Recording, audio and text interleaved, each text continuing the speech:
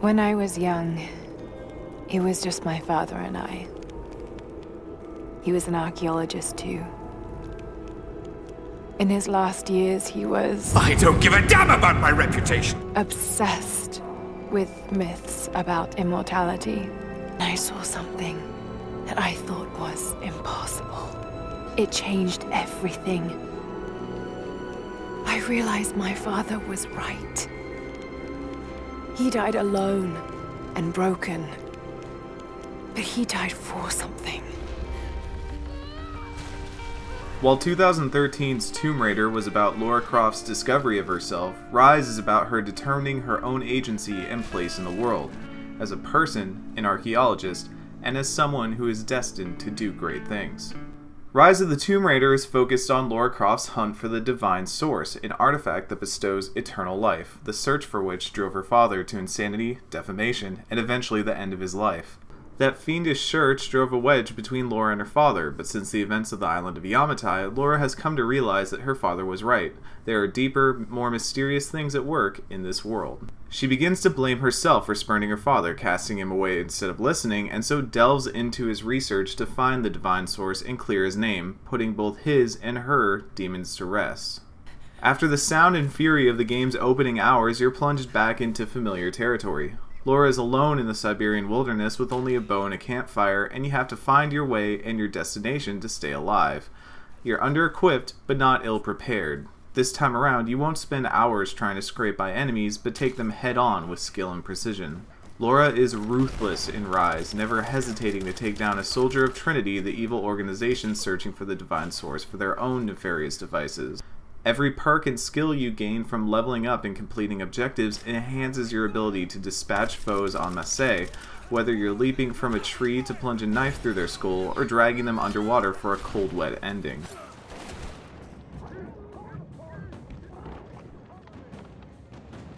Yet Lara is not without empathy. You'll befriend the natives, those who have lived in a monk-like existence to defend the Divine Source, and the immortal prophet who carries it. Where your shipwrecked friends in the first game were often just damsels in distress, your new native friends are interesting and more than capable of handling themselves. Sophia and Jacob are both incredible players in the overall narrative, adding a dynamic that complements and enhances Lara's personal journey rather than acting as a catalyst for Lara to have to rescue someone again. Without the restraints of base survival and escape to worry about, you'll be free to roam the world as you see fit. Each major hub feels open and vibrant, with plenty of quests and challenges to complete. The woods teem with wildlife, soldiers routinely patrol the roads, and massive bears and wild saber-cats guard caverns just asking to be plundered for ancient treasure.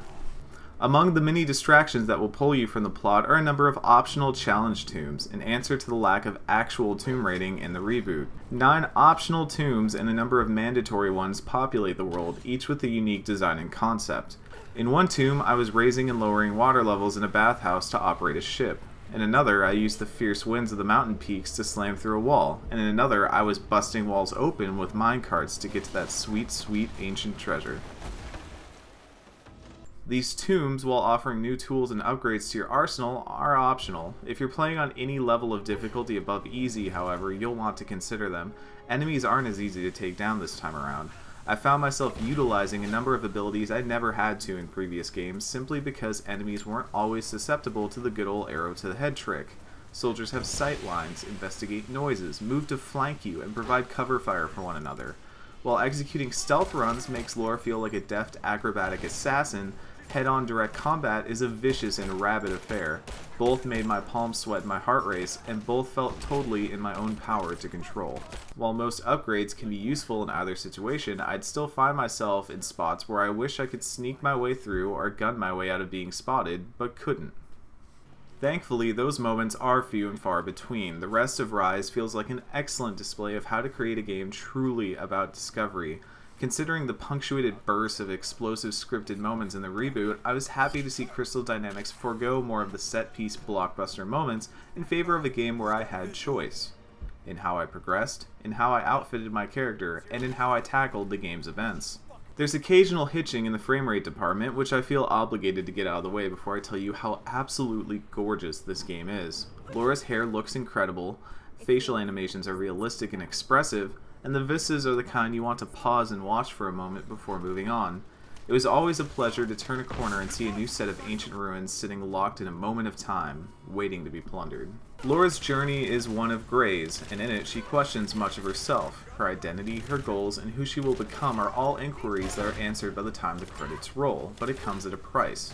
Her gods, the ideals left behind by her father, and the weight of her guilt in his demise must come tumbling down. Yet in that rubble, a wonderful bounty is excavated, an exquisite story, a compelling heroine, a fascinating sandbox, and a beautiful view. Rise of the Tomb Raider is a little more subdued, a little less bombastic, and a whole lot more introspective. It sometimes falters in scripted sequences and technical hitches, but the way it combines such excellent themes into such fantastic gameplay is evidence that Laura's story was one that needed to continue.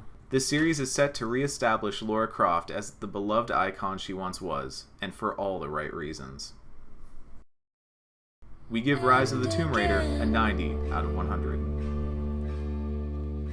I shall rise